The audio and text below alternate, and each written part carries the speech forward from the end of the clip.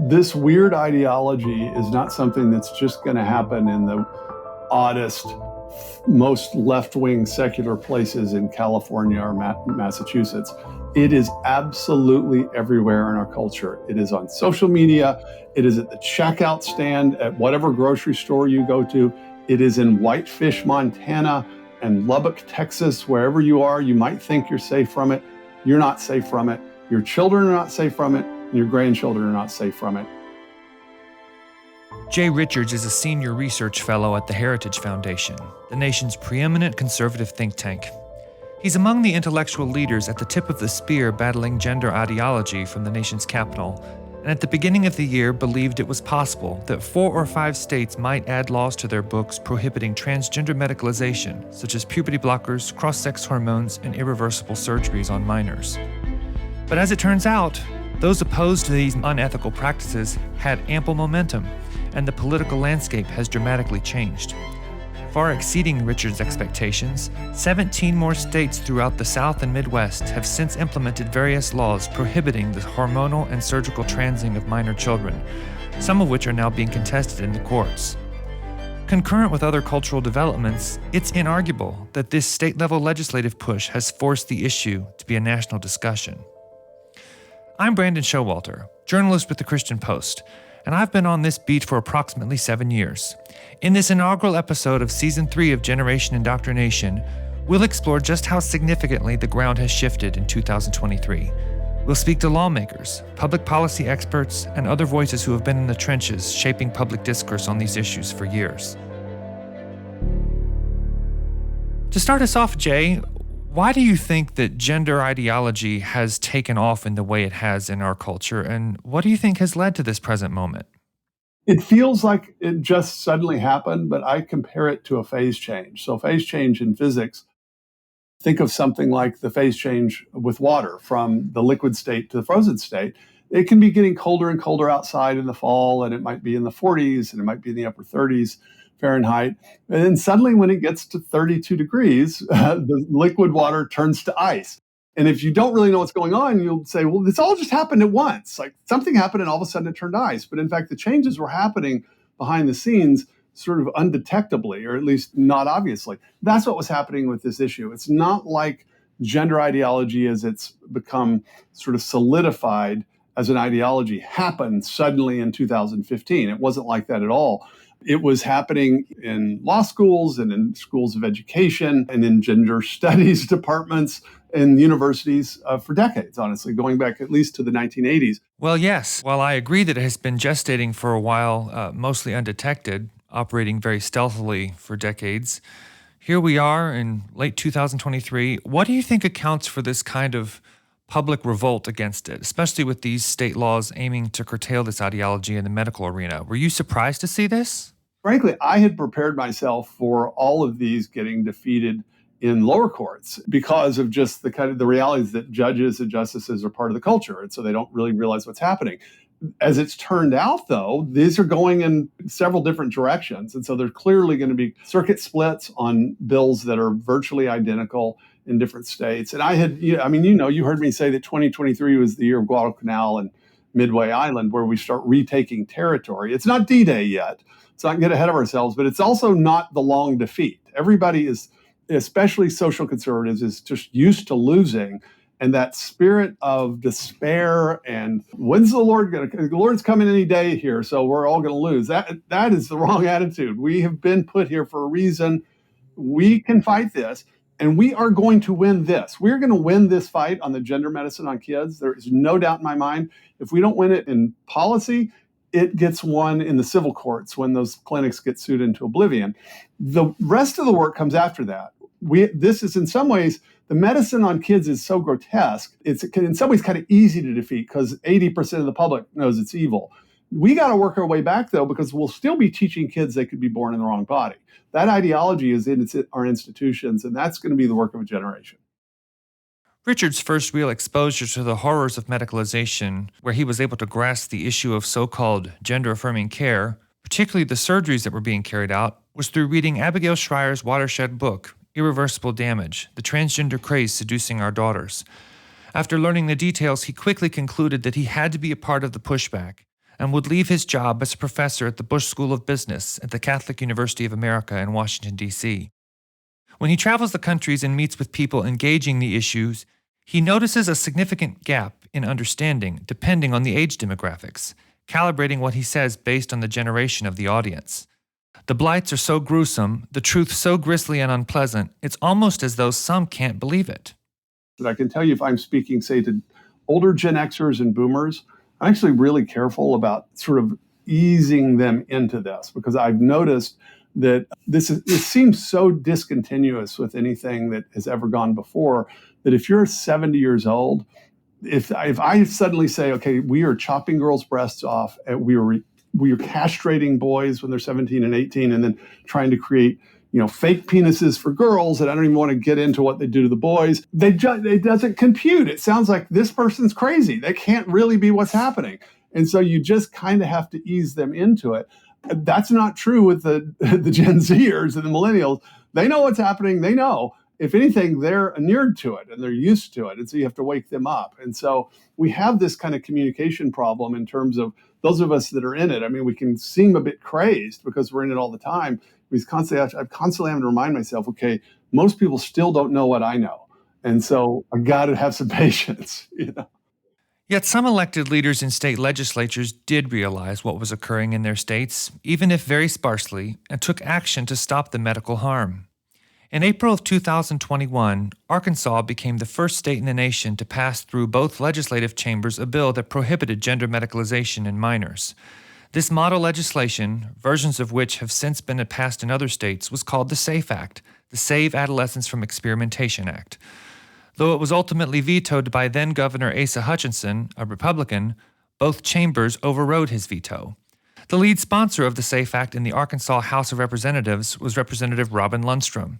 I asked her what it has been like to be at the front end of this effort, and then watch a slew of other states, one right after the other, become inspired to take similar steps. It's been a reaffirming of always do what's right, never back down from do what's right. There were people when this first started out that said, do you really want to do this? And I said then, you would run into a burning building for one child, right? And they're like, yeah, who wouldn't run into a burning building for a child? I said, well, we're running into a burning building for these children.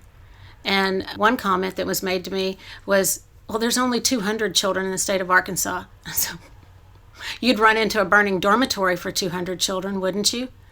We're doing that. And people are like, yeah. I had another comment that was made to me, well, this is just for politics. This is politically expedient. You're doing this for run for office. And I said, well, I'm already in office, and I may be unelected because of this. That's okay, too. I didn't come here to serve tea and pussyfoot around. That's not what I came here for. And very well that may happen. And that was a little scary for me. I'm not going to lie about that. That was a prayer issue for the 65 co-sponsors, because you're thinking they put their name on the line too. And I felt a real responsibility. And it was reminded to me a number of times, it's not your responsibility, that's God's responsibility. All 65 returned. Again, God takes care of a lot of things that you think you're in charge and you're not. When news of Governor Hutchinson's veto arrived, Lundstrom had to make a choice about whether or not to force the issue. She wondered if her Republican colleagues would hang together and override a governor in their party. Moreover, what might happen in the upper chamber? Would they drag their feet? As it turned out, her colleagues were just as committed as she was. Every single one said, we'll be right there with you. What do you want to do, Robin? They stood with me. And that's a big deal in a caucus, because they're going to tell you exactly what they think in a caucus meeting. They didn't back down. And then the Senate said, if the House overrides it, we will immediately take it up. And I thought, yeah, sure. It'll be 3 days, because Senate's always move slower. I had to apologize for that one. And immediately, as soon as the House overrode it, the Senate, my Senate sponsor had to bury his father that day. And the Senate, without even telling him they were going to do it, they just said, we'll handle it. Stopped the bill that they were working on, and the next thing they did was take it up on the floor. So we weren't hanging out there, and the press wasn't beating us up for days and days. And I texted the Senate pro tem and said, next time you tell me you're going to act quickly, I will never doubt your word again. Lundstrom wasn't the only state legislator that had to engage an override of a gubernatorial veto. Earlier this year, Louisiana lawmakers had to set in motion a special override session after the process during the normal legislative session met several hurdles, including a Republican lawmaker who attempted to derail the bill at one point in the process. Representative Gabe Ferman, the lead sponsor of the bill in the Louisiana House, wasn't aware of the issue so much, but a friend pointed him to Lundstrom's efforts in neighboring Arkansas. Getting the Louisiana legislature to act was initially a struggle. This particular issue was really not something I was paying a lot of attention to until actually a constituent of mine and a good friend of mine who's the tax assessor in LaSalle Parish, Tom Kendrick, emailed me one day and followed it up with a phone call and said, look, Arkansas is working on this legislation. You just wouldn't believe what's happening to these kids with puberty blockers and hormones and these mutilating surgeries. And so I actually filed legislation modeled after the Arkansas bill, the SAFE Act, I believe, 2 years ago. Another legislator filed similar legislation, and honestly, he got hammered in committee, and it was just a disaster. The issue wasn't going away, and Ferman didn't want to ignore it. As European nations began backpedaling from the gender affirmation approach and public awareness was growing domestically, Ferman introduced legislation similar to the Arkansas law, even though he knew it would be vetoed by their governor, John Bell Edwards, a Democrat. Governor Edwards did indeed veto the bill, and a statewide outcry ensued, which precipitated the override session. The biggest concern for many was that if the legislature failed to override the veto, Louisiana was sure to become a regional hub, a destination state for young people and their families seeking blockers, hormones, and surgeries, because every other state around them had already adopted some kind of legal ban. I think maybe the scariest moment was when Texas law went into effect and Texas Children's Hospital shut down their gender clinic, and the CEO of Texas Children's Hospital said, look, we're referring all of our patients on puberty blockers and cross-sex hormones out of state. Well, that's our nearest neighbor. In fact, there's more people in metropolitan Houston than the entire state of Louisiana combined. So, we were hearing different numbers, that there may be 10,000 kids on these hormones in metropolitan Houston, maybe as many as 30,000. Those are hard numbers to verify, but we knew that there were a tremendous number of kids in Texas that were going to make a beeline to Louisiana for these procedures. In fact, we even had a doctor go on TikTok and put the message out there, hey, please send your kids to me if you're in Texas or Alabama and y'all stop these hormonal procedures. Hey, we're open for business in Louisiana. Send your kids this way. Look, we're even being contacted by parents who worked so hard to get the legislation in Texas passed, and it's almost like all their efforts would have been thwarted if Louisiana would have opened its borders to all of these Texas kids. Unfortunately, this is Governor Edwards' legacy. I mean, he's going to go out with this as really the defining moment of his time as governor of Louisiana. But will these bills survive court challenges? Some of them already have. In late September, the Sixth Circuit Court of Appeals upheld Tennessee and Kentucky's ban, and in August, the 11th Circuit upheld Alabama's law. But some of the circuits are more liberal in terms of the ideological composition of the bench. Arkansas's law is currently making its way through the federal courts and falls under the 8th Circuit's jurisdiction. Like Jay Richards, Robin Lundstrom believes that regardless of how the 8th Circuit rules, what's likely to happen in the coming months is a circuit split, with one of these state laws winding up before the highest court in the land. It's going to take a while for it to get to the Supreme Court, but it's going to the Supreme Court because the circuits are not going to all align. And when those circuits don't align, because the 8th Circuit still has to hear this will be the first one to get there. And the 11th Circuit and the 6th Circuit, the 8th Circuit, the 9th Circuit, when those circuits don't align, it's going to go to the Supreme Court. When it hits the Supreme Court, the opinions are irrelevant, but they're going to look at the science, and they're going to look at what's the long-term implications. This isn't going to be pretty when the people start talking about, and they're going to look at chemical castration, shrinking a penis to a peanut, and cutting breasts off of little 13 and 14-year-old girls. That's ugly, and people don't like that type of thing, and they're not going to want to see this on the 6 o'clock news. So, Robin, what if it's your bill? that winds up at the Supreme Court. But even if it's not, do you anticipate a favorable result there? Do you think you'll win? I am optimistic. I'm hopeful. The wheels of government, though, grind slow, and they grind fine. But when they finally get to the point, I think we're going to be pleased with the outcome. My only concern between now and then is how many kids are going to be castrated and hurt, and what's the outcome for those kids. And from what I'm hearing, it's not going to be good for those kids. And from what I'm seeing, they're going to go through hell right here on earth until then. And it's going to be horrible for them, and it's going to be horrible for their families, too. The legislative efforts are likely to continue, and other bills, such as the Detransitioners' Bill of Rights, are currently being proposed and considered. Much of the state-level push has happened due to the advocacy of the Family Policy Alliance. Together with their state affiliates, this national group has launched the Help Not Harm campaign. Joseph Combe is their public policy director, and he told me that it took a while for legislators to see that they could actually succeed and that a broad swath of the public was behind them. People realize, no, we have some strength here, and we can push back and we can win. And that's when people have realized they've gone too far. So I credit Representative Lundstrom for starting the courage train on the public policy front. In the 2 years since then, we saw Purple State pass a significant portion of the bill, that was Arizona. And we've also had a big cultural influx of what I would call cultural advocacy on this issue.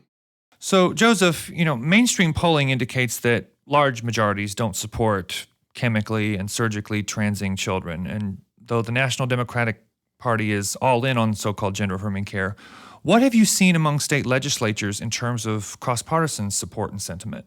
There are a number of different statistics and facts that I use to brag about how God has blessed us and blessed the country with this way. But I think my favorite one, Brandon, is the statistic that says that 60% of these bills that have been passed were passed with some measure of bipartisan support. I love that because it rebuts both the media and cultural narrative that this is some radical right-wing push that just is full of bigoted hatred against trans youth. And that stat blows that messaging line apart. You really see these headlines about wave of anti-trans legislation led by red states, and it's just simply not true. The facts just don't hold up to it because we've seen so much bipartisan support.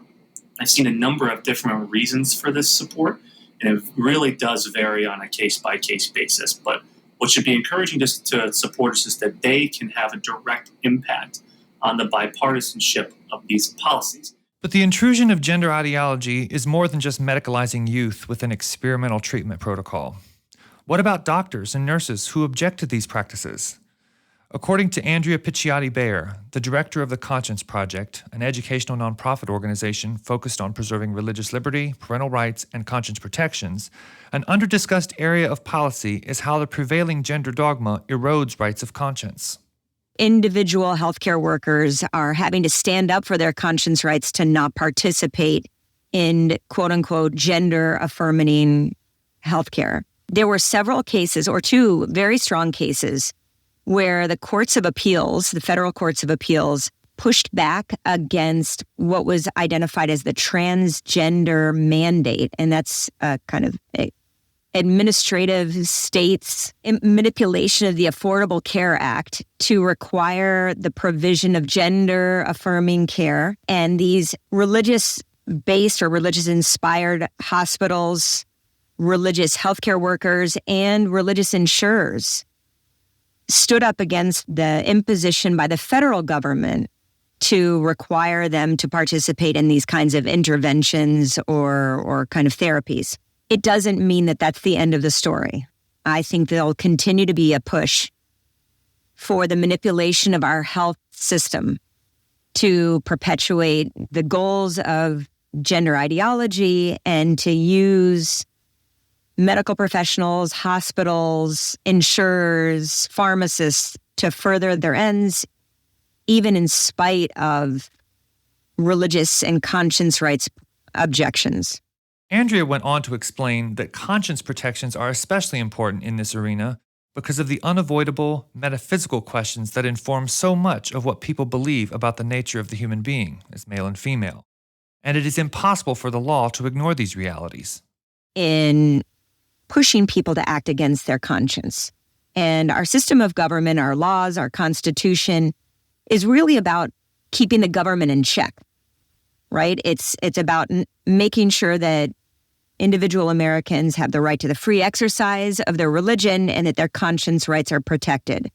And federal laws are flowing from that particular protection of the rights of conscience, the rights of belief.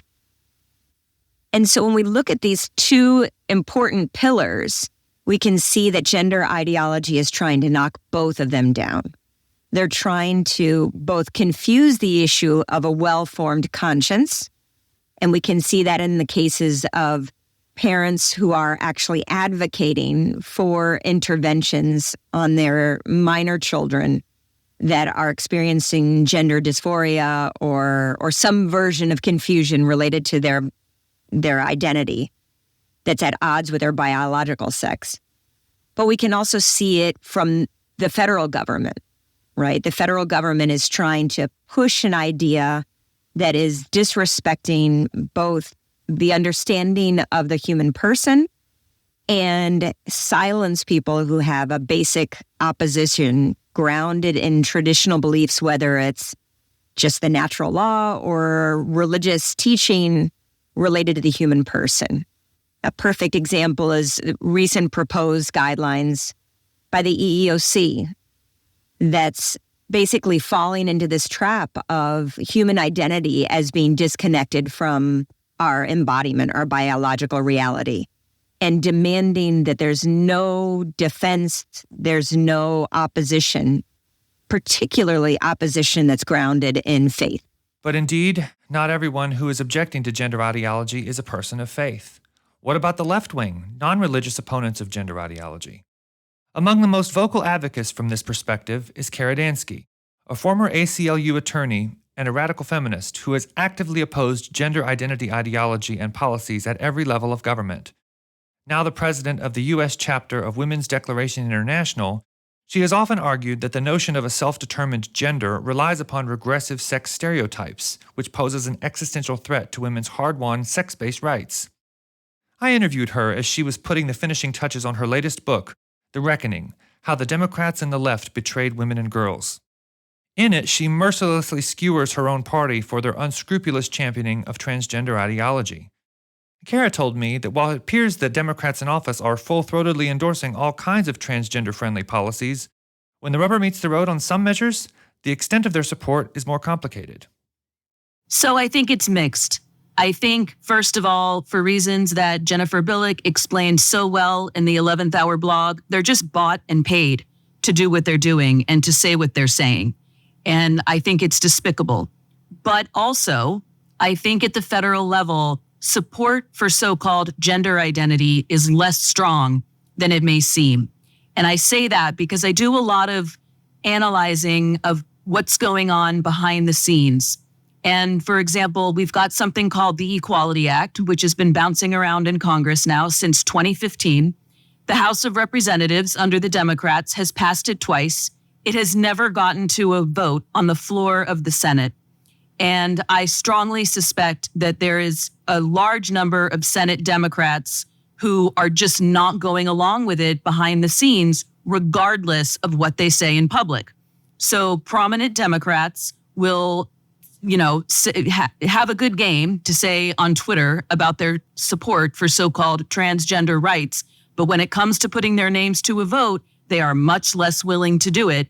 And that, I think, is very telling. And that gets a little bit into the topic of my new book, The Reckoning, because one of my main worries is that the Democrats, and we can't leave out the cultural and social left, the traditionally progressive organizations like the ACLU and HRC. I should say ACLU, my former employer, full disclosure.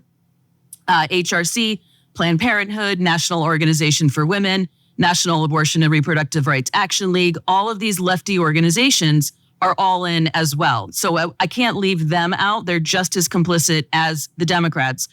But what inspired the new book, The Reckoning, is that I worry that as it becomes more and more known and appreciated just how deeply unpopular trans and gender identity are, I worry that the Democrats in power and the media and the traditionally progressive organizations are just going to quietly stop talking about it, and they're going to pretend like it never happened. They're going to deny that they ever supported allowing convicted male rapists in women's prisons. They're going to deny that they ever supported transing of kids. They're just going to deny that any of this ever happened. And so I'm writing this book to make the record so they can't get away with it. Kara, I know you've appeared on Tucker Carlson when he was on Fox News, and I know I hear from Democrats all the time in my own work.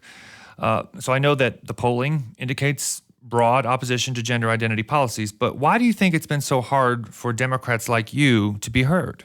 I think a lot of people on the left are concerned about this, but very hesitant to speak up because it seems as though all the pushback on, quote, trans is coming from conservatives. And of course it is, because a lot of the pushback is coming from conservatives, and that's good and that's important. But the mainstream media will only paint it as solely coming from the right. And so I think so many more Democrats are angry about this than anybody would know. Unlike other contentious issues where religiously motivated social conservatives are the lonely and often derided dissenters, the battle over gender ideology is manifesting across the political spectrum. Jay Richards believes that's a hopeful and helpful silver lining. Look, if you think women are a real thing, if you think that there are boys and girls, you're with us on this fight. And so the reality is that's going to be radical feminists, that is going to be atheist evolutionary biologists, it's going to be evangelicals and Catholics and Muslims and Hindus. It's a bunch of people that generally don't think of themselves as allies. And so honestly, half the work, I think, is just getting us to realize we got to be comfortable working with people that we might disagree with on other issues. It doesn't mean we don't disagree on the other issues, but this is that significant. And honestly, I feel like that's a sign of grace.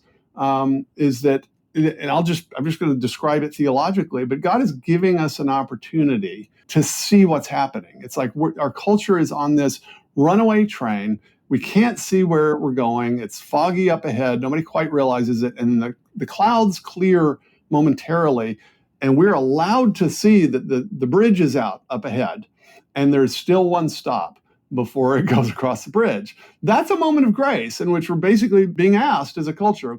Speaking of moments of grace, in the process of getting the bill to prohibit the transing of children across the finish line in Louisiana, Representative Gabe Ferman mentioned that as deadlines approached and the fight intensified in the state legislature, there was a moment where he sensed that somehow, despite the heaviness in the air, his efforts would prevail.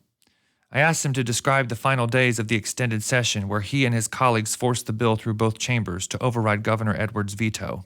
From the very first, this was a monumental spiritual battle. In fact, one particular moment really stands out for me. And I guess it was the day of the House committee hearing, and the Capitol was full of these trans activists, and, the evil in that building was palpable. I mean, you could really feel it and touch it, and, the stress was mounting, and Gene Mills is the president of Louisiana Family Forum, and they were just such a tremendous help with so many other grassroots groups. But Gene said, look, we've got a group of pastors on the 23rd floor, which is the Attorney General's office. Attorney General Jeffrey Landry was also very instrumental, and Gene called me up to the 23rd floor, and I got up there, and there was dozens of pastors, and they circled me and laid their hands on me and prayed for me. And it was just amazing. I mean, the Holy Spirit was moving, and the stress was lifted, and my mind was so clear. And we went into that committee room, and it was a spiritual battle like you would not believe. The final vote ended up being 14-3 with several Democrats joining us. And look, from that moment on, we knew we had a chance. And really, there was the idea that no matter what happened, we were going to be successful because it really was divinely ordained that this bill pass and become law. Next time on Generation Indoctrination, we'll take a trip to the West Coast and speak with several people on the front lines of the fight against gender ideology in what many believe is its American epicenter, the state of California.